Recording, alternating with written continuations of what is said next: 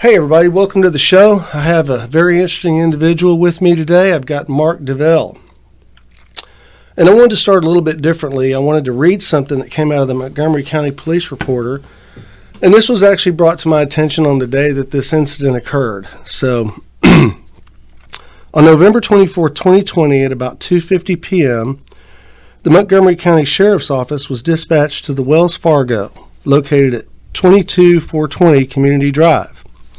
This is in New Caney, regarding a possible robbery. During the investigation, it was learned that a white male, later identified as 35-year-old Rahim, entered the bank earlier that day to close his account, but was advised that he had to make an appointment to do so. Rahim left the bank after withdrawing all of his money, but he returned later with a large knife. He grabbed one of the employees and made numerous threats toward the employee. A former Splendora officer who recently left law enforcement to start a new business in Splendora saw the incident going down. He took a chair from a desk and split the robber's head with it. An off-duty Montgomery County Police Precinct 2 deputy working at the bank at the time then tased the assailant, and the assailant was taken into custody. Mark, I heard about this, I'd say maybe an hour after the incident occurred, from a friend of mine who is a female who was also present at the bank. And the way she described it, she said it was, and she was pretty shook up. So she said it was a pretty severe incident, and that you were in one of the offices, maybe doing some other banking business. So tell me what happened, man. I mean, I'm really interested in this because I see this as being something that not everyone is going to do. You know, I think different people react differently to situations like this. And I know that, you know, you're in law enforcement, so you've got some additional training and things like that. But I'm not so sure if training plays that large of a role or if it's just instinct or what. So what happened, man? I mean, that guy had to be crazy. First, I want to say thank you for having me on here. It's a pleasure. No problem. I was in there that day. I was taking care of some banking business in the back office, and we were going over some account information, and I wasn't there very long. And the bank is usually a very quiet atmosphere, and I heard a very loud voice yelling commands, get on the ground, was using curse words, trying to get everybody to comply with him. At first, when he said get on the ground, I was thinking maybe it was another officer putting someone at gunpoint on the ground. Right. But then he started cursing, calling women names, and so I instantly knew that's not what's going on anymore. So the hair on my neck was up. So I jump out of the chair, I turn around and I look, and the first thing I see is a male with a huge kitchen knife. And I think at that point it was like, I said to myself, is this really happening? You know what I mean? Because you train for it.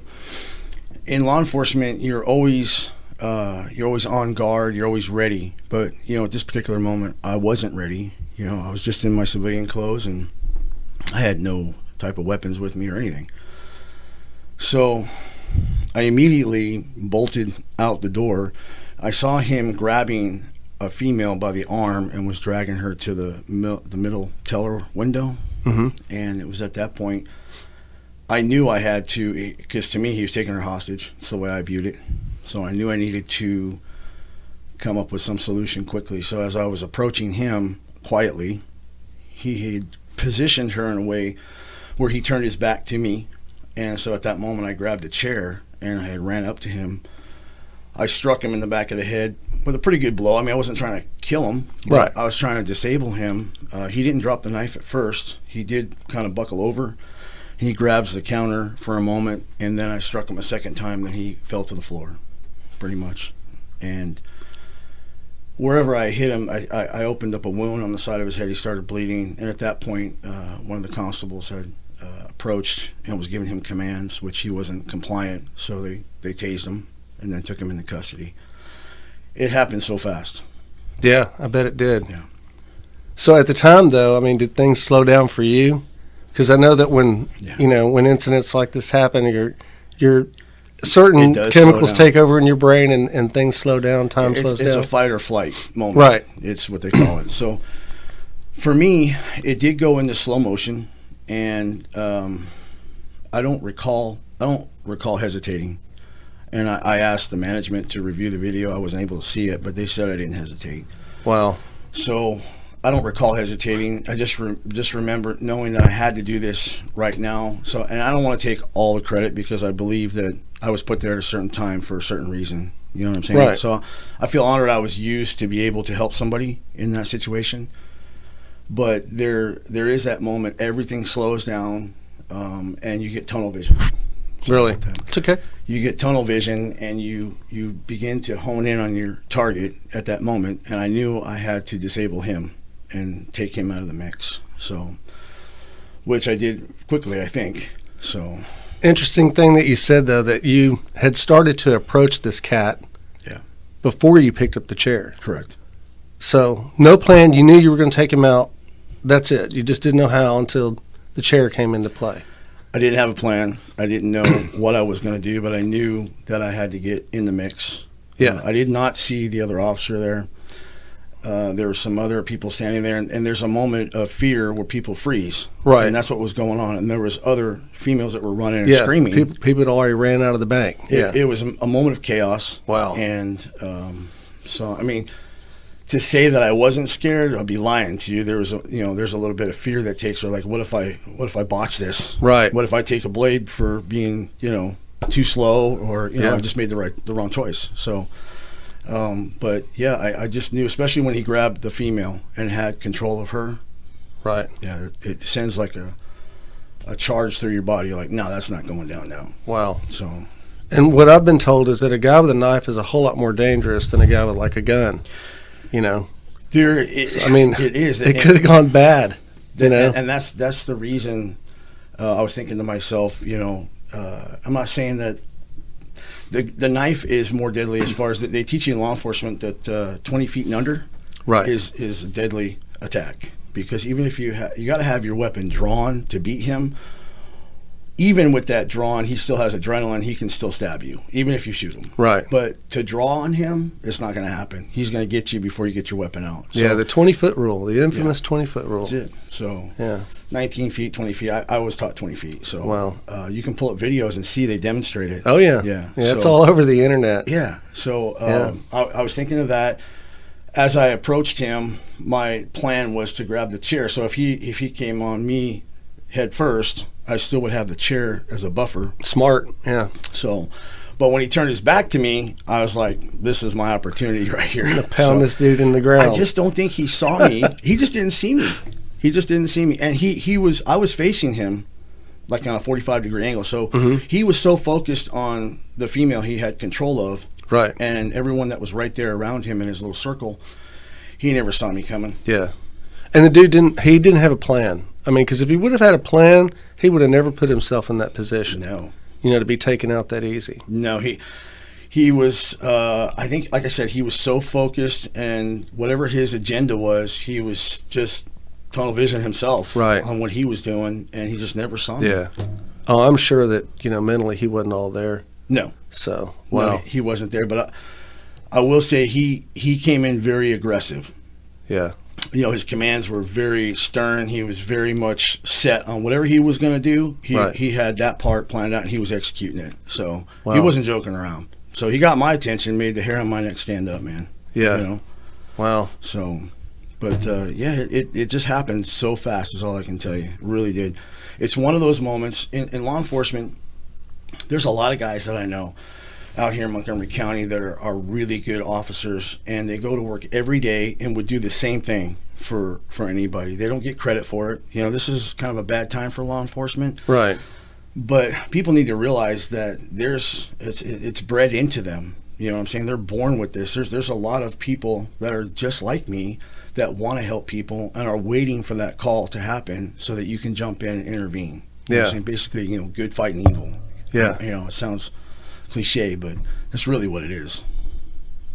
Well, the other interesting thing that I found, I went over your Facebook post from like beginning to end. I mean, I really almost doggedly researched it. Okay. And 90% of what you post is about your family. Yeah.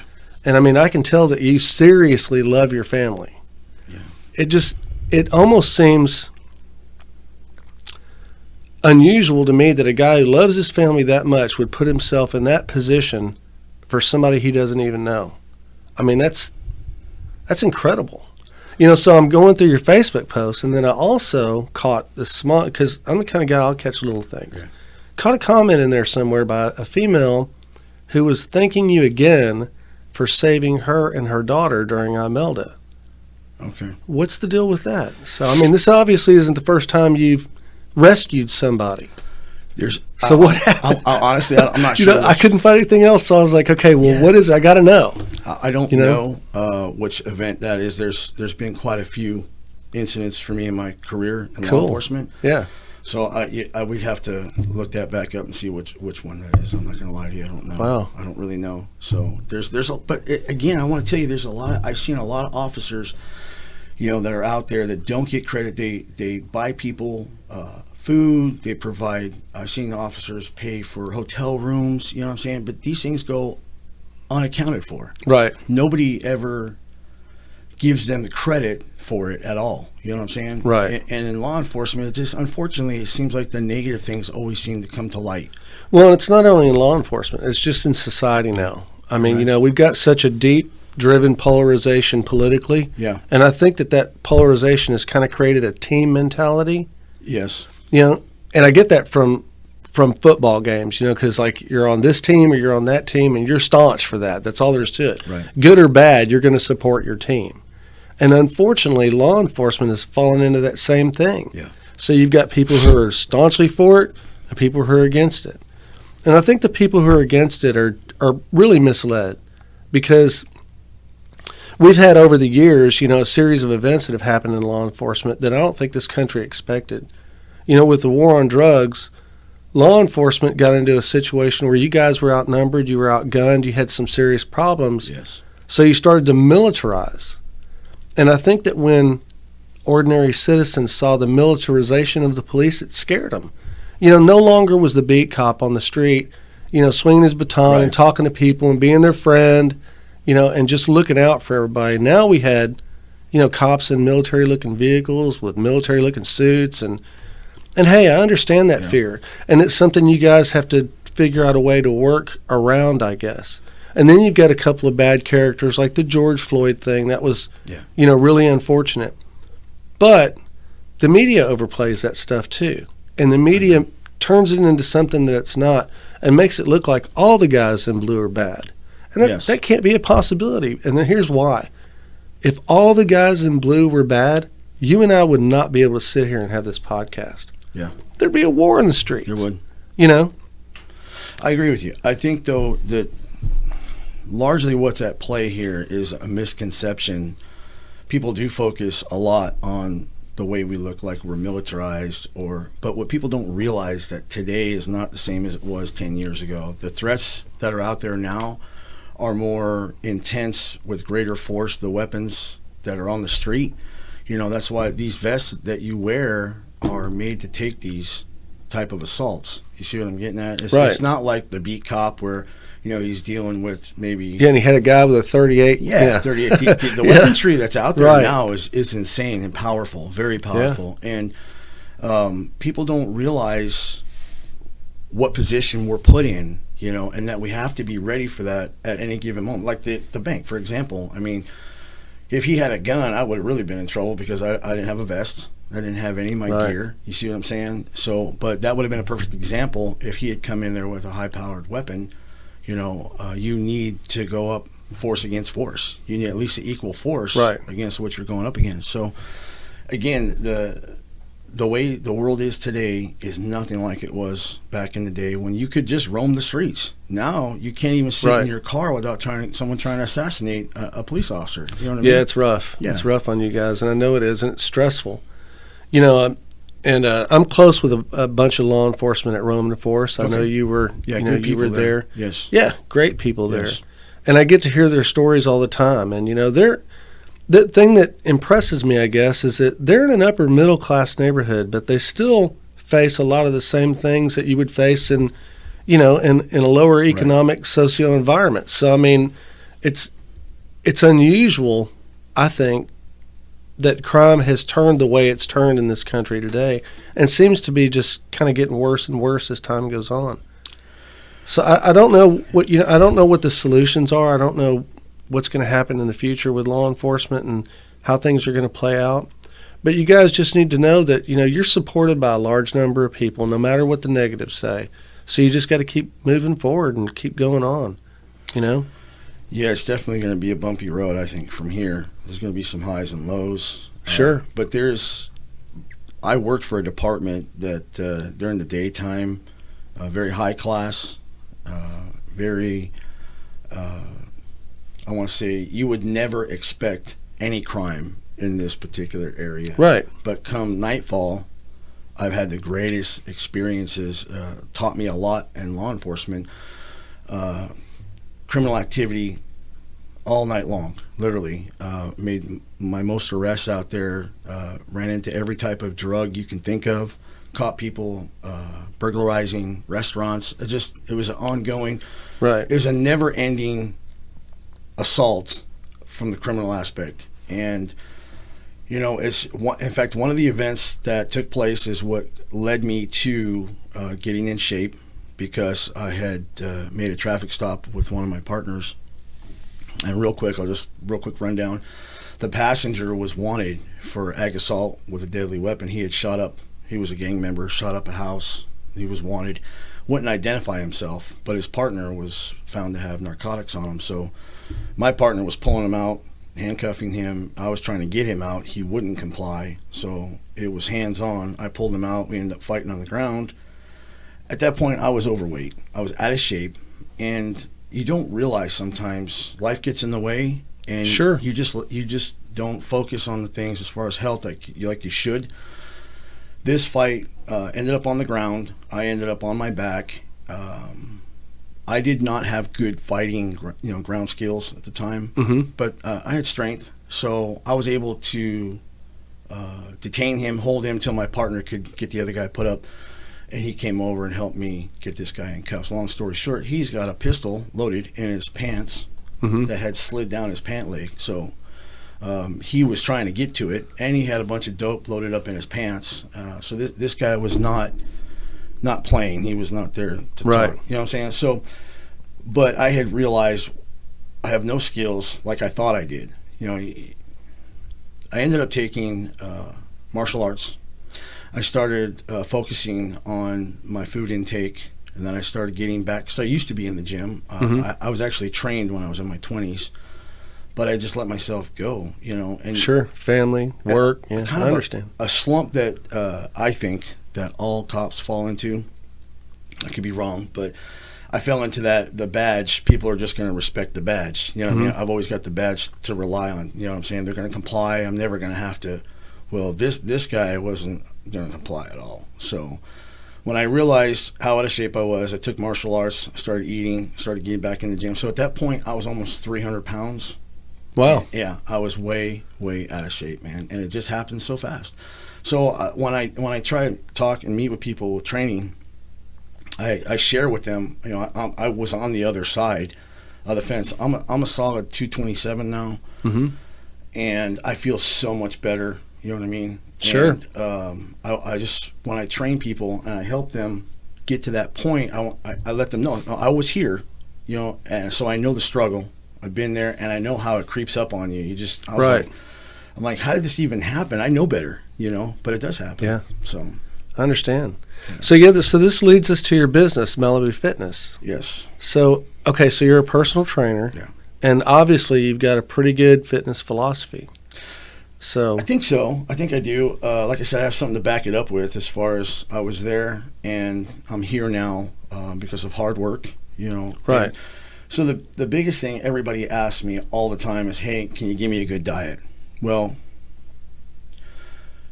I don't believe in diets, for one. I think that your eating, your food intake should be a way of life. Sure. So you gotta feed yourself properly, but it can't be for 6 weeks. It can't be for 2 months. Yeah, it's a lifetime thing. Everybody wants. I don't think a lot of people realize that. They don't. And I'm an example. So in law enforcement, we sometimes get, food for cheap, and you're eating junk food. Right. So it was hard for me because I love food.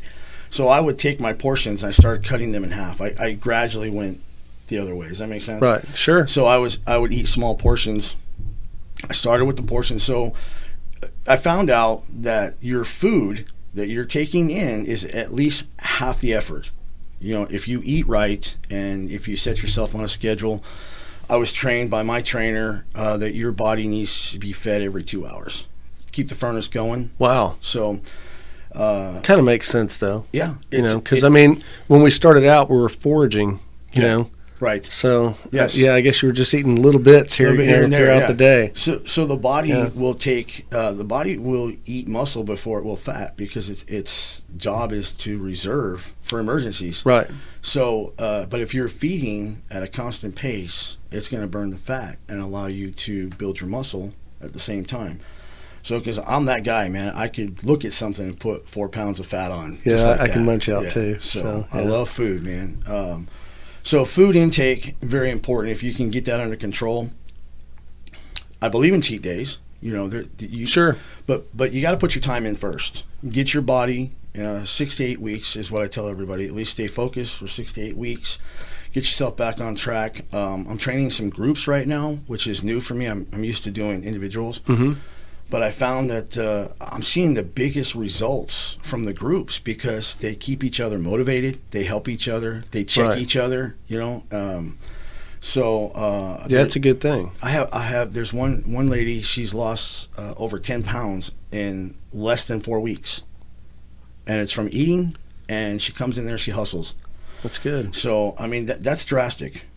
Especially on a female, that's noticeable changes. You know what I'm saying? Yeah. So it really is. That's my philosophy. Your food has to be for the way you eat is for a lifetime, not for 2 weeks, 6 weeks. You know what I mean? You need to make that life-changing decision. Right. So you got to feed the machine, really. Yeah, and that makes a lot of sense. Yeah. Because that goes way back. Right. So right. And that makes a bunch of sense. Yeah, but so. It works. Okay, so here's the thing I'm thinking right now. With COVID, and everybody's we're not shut down, but everybody's a little bit more sedentary. What's the word I'm looking for? Everybody's staying home a little bit more than they normally would. Right. So I think people are kind of getting a little bit more out of shape, a little bit more overweight. Yes. So what would you say to these guys? I mean, that are just sitting at home and just watching TV and. So of course you got Christmas, Thanksgiving, so you're gobbling up all the good stuff. All the good stuff. I know I am. I know I did. I know I did. Yeah. And I wish I could fix that, but unfortunately I can't. I've got a bad sugar problem. I just love to eat cookies and you name it. So I'll throw it down there. It doesn't matter what it is. It's there, man. And I tell you, it just seems like whatever tastes the best is usually not good for you. Yeah. It just seems to be that way. But right. I love to eat holiday food to no end, but I'm running specials right now for like a monthly rate for somebody that's serious about these changes. We can get that off of them. If they're putting on pounds, we can definitely attack that, approach that. My environment's personal, so there's no one else in there working out. Okay. So it's just them and me. And so they come to your facility. Yeah, they come there. Okay. It's just a one-on-one, and I'm there to motivate them. Sometimes you got to uplift them a little bit. They get down if they're not getting the results they want right away. Everybody is different. Two people could be doing the same workout, eating the same food, and only one is losing weight and the other one's not. Yeah. So you got to also weigh in the fact that your body is also going to be. Some people hold water more, so you may not see the weight change. Right. If you're building muscle and you're burning fat, you're just going to do a transition like this at first. And you'll be retaining some water or so you're not going to be showing great results on the scale. But I have them measure themselves, biceps, the waist, chest, and they can keep track of, and they'll see changes. So I've got 2 females that are down 2 inches in the waist already, less than 4 weeks. So that's pretty good. It works, but it's not me doing the work. It's them working hard. Yeah, you got to put it in. You can't just show up. There's no magic pill that's going to take it off and leave it off. See what I'm saying? So again, it's a way of life, and every day doesn't have to be a perfect day. Sometimes you just need to show up, right? Just to keep yourself in the cycle. Just some days it's so easy to make an excuse why I can't work out today. It is. It's easier to do that. Yeah, I do it every day. Yeah, well, I actually do. Listen, I find I got to change it. I've been seriously thinking about doing something. I'm 57 years old. I'm obviously not going to live forever, but I don't want to be one of those guys that just continues to decline throughout the years. I don't want to look crappy and feel crappy. It's time now. I'm 50. I'm 50, and I get that. I'm hitting that point to where, man, I have got to keep myself in check. I don't ever want to be like I was before. It's hard, yeah. And like I said, it does happen so fast. And there's times that, man, I'm not gonna lie. There's some days I'm like, well, I worked so hard yesterday. Today I can. I can kind of go light, and you slack off once in a while. I'm not gonna lie, but it's really okay, because in the end, it all equals out. If you're still putting your time in, you're still committed. Here and there, if you miss a day or two, that's okay, because I count it up to recovery. Your muscle needs 72 hours at least to recover properly. So recovery on your body is also a plus. Sure. So yeah, it seems like it would be really important. Yeah, very important. Because if you just keep breaking it down, you're not going to get anywhere. You're not getting any results. Yeah. That's a lot of people. I've talked to a lot of people that they believe in doing the whole body workout every day consistently, and I'm like, at what point are you going to recover? So I don't know that's just not my belief to be the proper way to do it. So I'm the guy, when I work out, I usually stay with one body part, and I'll work the abs every day. Okay. Every day. I need that. So one day is bicep, next day is tricep, and I give it its due diligence as far as I give it a lot of attention. Mm-hmm. So that way I stay focused on just that muscle group, and then the next day and the next day. So I'm getting more than 72 hours by the time I get back to that muscle that I started with. I've got a good recovery. So yeah. Well, you're coming into a new year, and everybody's going to be throwing down their New Year's resolutions. So more than likely, you're going to experience kind of an explosion in new clients. Man, and that'll be a good thing. So just I guess you'll need to, work on scheduling to be able to keep up with it. I'm hoping so. Right now, everybody seems to like the mornings, which is good, because I love mornings. I'm a morning guy. So you got any of those guys that want to work out at 4 o'clock in the morning? I got one. Wow. Just one. So, but it's okay, because when I was in law enforcement, my schedule would start at 7 in the morning. I would get up at 4, work out before I go to work. Right. Because I'm a slug. If I don't make it to the gym before I work, my brain's not working right. I'm slow in the draw. Yeah. If I go work out before I go to work, I'm alert, I'm sharp, my brain's working right, I'm ready to go. So it makes a difference. It makes a big difference. You get that blood flowing to your brain, you're definitely going to be more alert. Right. So let me ask you, do you do any basic self-defense stuff? I mean, are you considering it? I think you should. I am. I'm thinking about doing a chair throwing class. There you go. Actually, I have a friend that teaches Philippine martial arts. I'm trying to get him. He teaches a really good self-defense. Believe it or not, and he taught me a little bit of knife fighting, and then removing the knife from the assailant. Okay. So he's very good at it. When I saw that knife, how big it was, I'm like, I'm not even going to try that, what he taught me, because he's actually really good. So we're thinking about doing that. We're thinking about doing a kickboxing class. I've had a lot of people ask me for Zumba, for a spin class, and yoga. So that's a lot to digest. I'm just not sure. I'm going to try to pick 3 of the best and get them going over there. So have you done any yoga? I've never done yoga. Oh, man, yoga knock you out. Oh, yeah. That's what everybody says. Yeah. Yoga's way harder than weight training. Really? Oh, yeah. Yeah, I mean, it's so surprising, because you look at it and you think, okay, that'll be simple. Yeah. No, man, yoga will knock you out. You got to be tough. I think you got to make it to stretch. Oh, yeah. Like ungodly amounts. Yeah, and just hold some of those positions. It's just crazy. Yeah, to me that looks crazy, but I keep hitting this. All right, that's okay. It's no big deal. So yeah, those are some things that I'm thinking about picking up as well, because a lot of people do like classes. They like to mingle with people, and it just seems to be more fluid for them. So I'm definitely going to try to get that going by the 1st. Cool. So that sounds great. Yeah. So here's what I'm thinking. You know, there's a lot of people moving out here. This place is getting really crowded. And I know from experience, when you start having this many people move in, you start having a lot more crime. Things start happening. Yes. So I guess what I'm trying to ask is, if your average person comes to you and says, hey, I need to get fit, I don't want to be in a position where if something happens, I'm going to lose bad. Right. I want to be able to protect myself. So is that like something that you're kind of trying to build in right off the bat, or is it just strictly physical fitness? No. I mean, it seems like it would be a lot more rounded if it was physical fitness, mental toughness, right?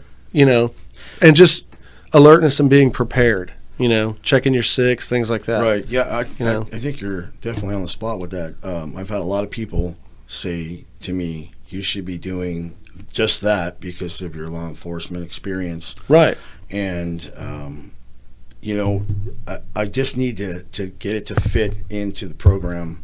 I just got so much going on. Yeah. I've never done that. So right. I just need to figure out how I can get it dialed in and make it fit the right way. You're the guy to do it. So that's for sure. Think so? Yeah, I do. So let me ask you this. And just the whole bank incident aside, just when things like this happen, do you think that it's more past training that comes into play, or instinct, or do you think it's just built into a person to go toward it as opposed to away from it? Because the individual that I talked to, she was pretty shook up, and I think she was one of the first people out of the building. I mean, and so I always ponder things like that. I wonder to myself, well, man, you know, if this was seriously happening, you know, is this something that I'm going to do, or am I going to run away?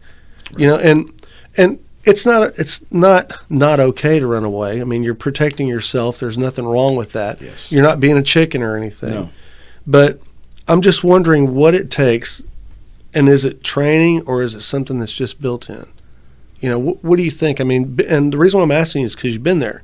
So you know. So, I mean, you should have an idea of whether training came into play or whether it was just something that you would have done even if you weren't a past police officer and, you know, still physically fit, ready to go. But yeah, I think that I really believe, once again, like I said, there's a lot of people that would have done the same thing. It is built into you, I believe, personally. I think that the law enforcement training, being in law enforcement, takes you to the point to where you're not, it doesn't overwhelm you.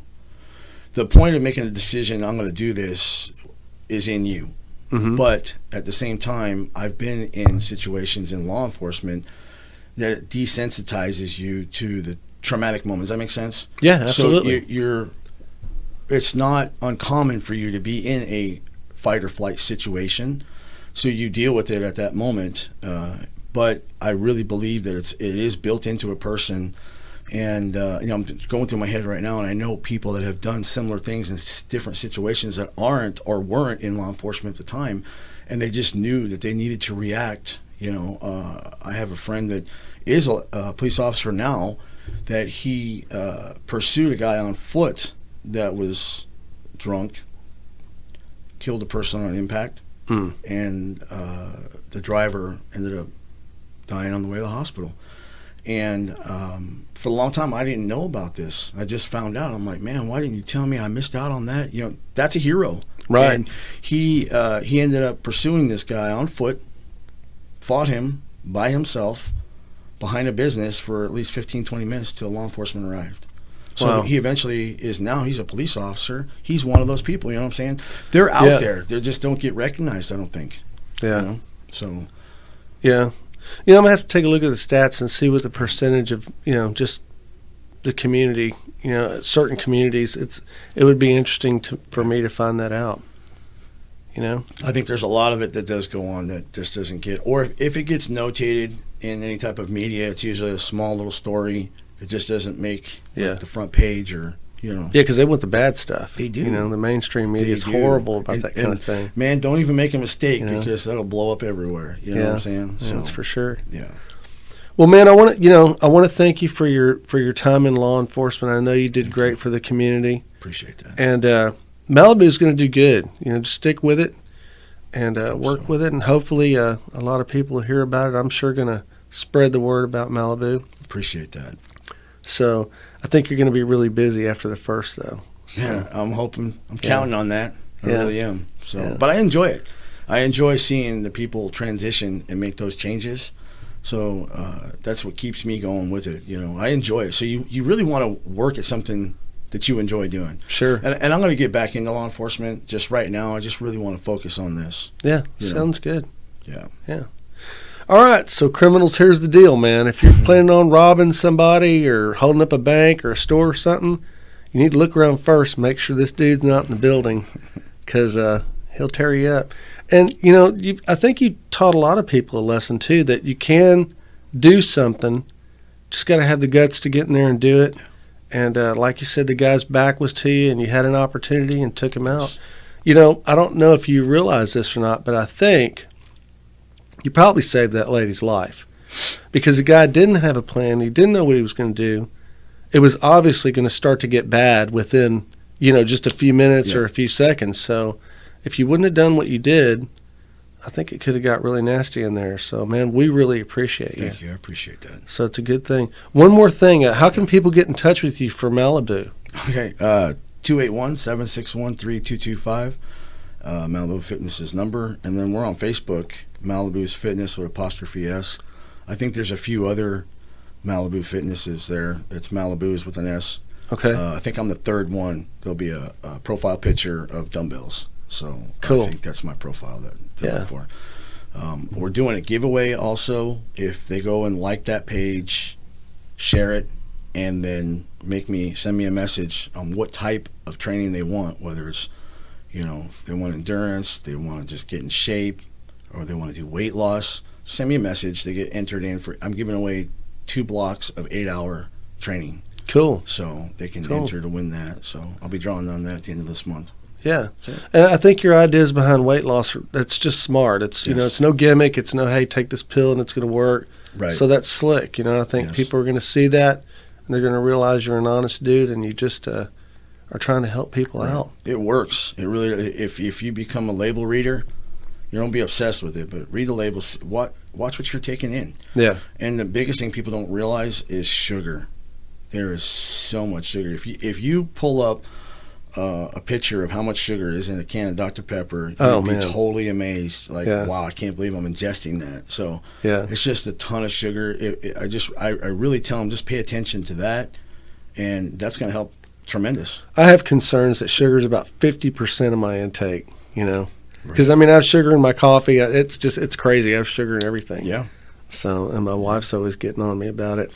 I guess I'm going to need to call you and do something after the first myself. And I will hook you up. So, all right, guys. So he's on Facebook, and this is a great dude. So he's got a great family, and it's worth going to his Facebook page, friending this guy, and just checking out his posts and stuff.